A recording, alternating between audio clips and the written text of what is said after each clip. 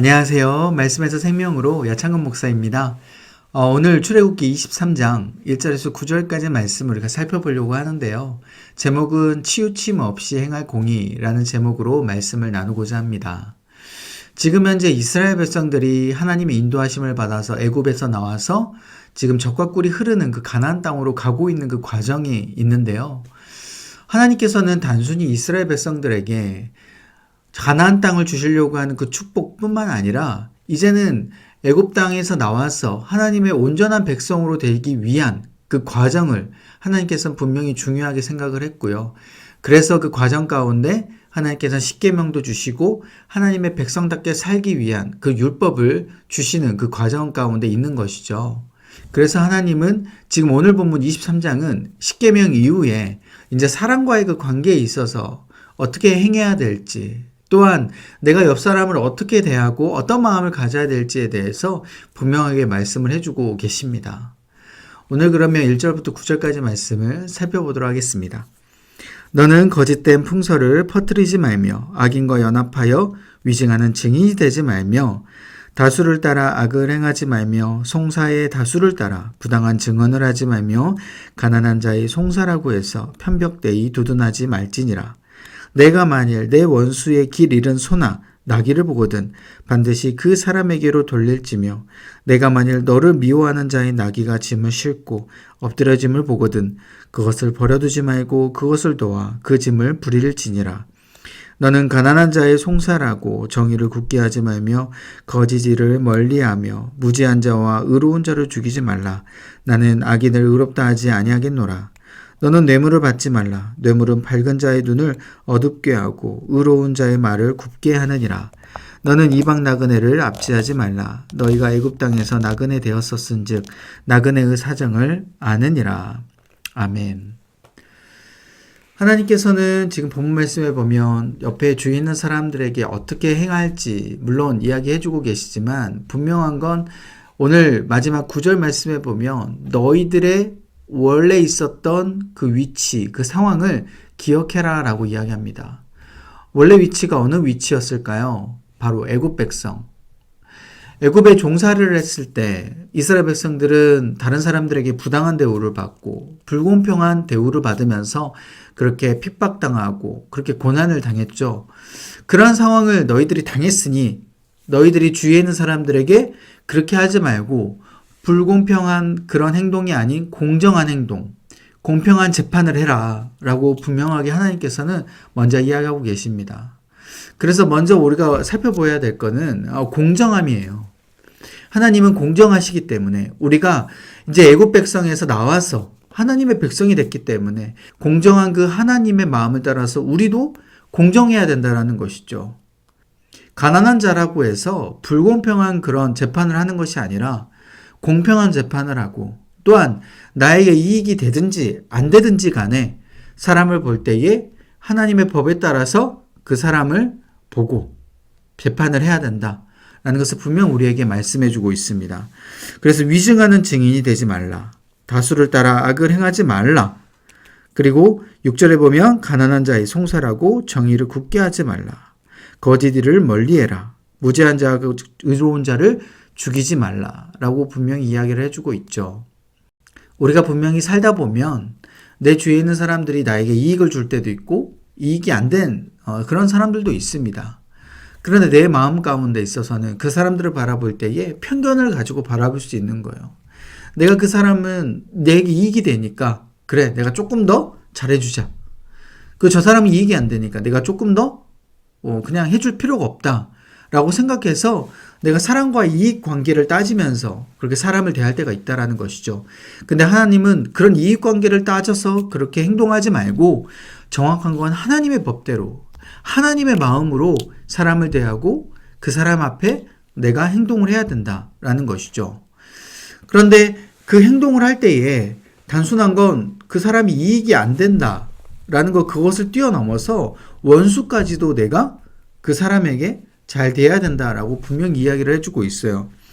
5절 말씀에 있죠. 내가 만일 너를 미워하는 자의 나귀가 짐을 싣고 엎드려짐을 보거든 그것을 버려두지 말고 그것을 도와 그 짐을 부릴지니라. 그러니까 원수가 힘들어하는 모습, 원수가 어려워하는 모습을 볼 때에 그냥 지나치지 말고 그 사람을 도와주라는 거예요.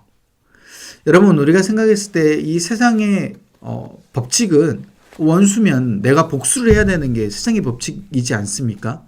그런데 원수가 그렇게 어려운 일을 당했을 때에 내가 하나님의 마음으로 그 원수를 그냥 지나쳐도 되는데, 그러니까 복수는 안 할지언정 그냥 지나치는 것이 오히려 우리에게 편할 텐데, 하나님께서는 그냥 지나치지도 말고 오히려 도와주라라고 하나님의 법칙을 이야기하고 있는 것이죠.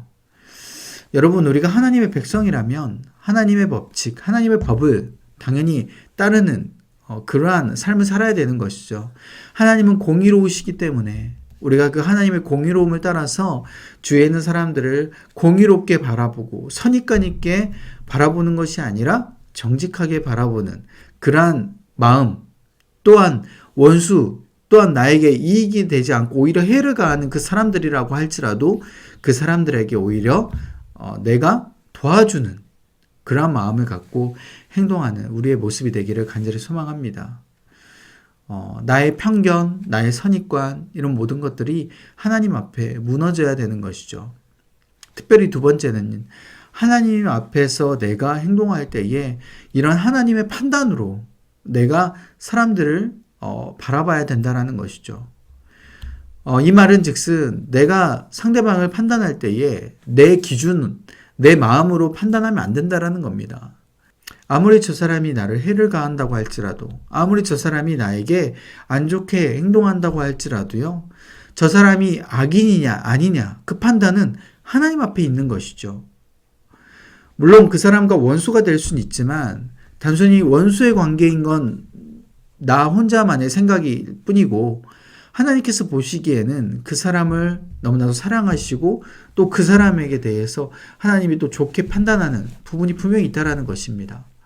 그래서 단순히 나의 기준으로 그 사람을 배척하거나 그 사람을 판단해서 그 사람을 멀리하는 것이 아니라 우리가 하나님 앞에 그 판단을 맡겨드리고 내가 오히려 그 사람에게 더욱더 잘해주고 잘 행동하고 그 사람을 품어주는 것이 오히려 하나님의 백성이다라는 것이죠. 여러분, 그래서 3절에 이렇게 얘기해요. 가난한 자의 송사라고 해서 편벽되이 두둔하지 말지니라. 여러분, 이 말씀은 굉장히 흥미롭습니다. 편벽되이 두둔하다. 일단 편벽되다라는 말은요, 왜곡해서 바라본다라는 거예요. 그러니까 우리가 보통 재판관이 되어서 가난한 자라고 하면은 저 사람은 가난하니까 내가 잘해줘야겠다라고 생각해서 어떤 재판을 할 때에 오히려 가난한 자의 편을 들어서 재판을 하게 되고 판단을 하게 되는데, 하나님은 그렇게 하지 말고 가난한 자라고 해서 두둔하지 말고 정말 오직 하나님의 말씀으로 정의롭게 공정하게 판단해서 가난한 자가 아니든지 오히려 하나님의 말씀이 기준이 돼서 판단을 하게끔 하나님 지금 말씀하고 계시는 것이죠.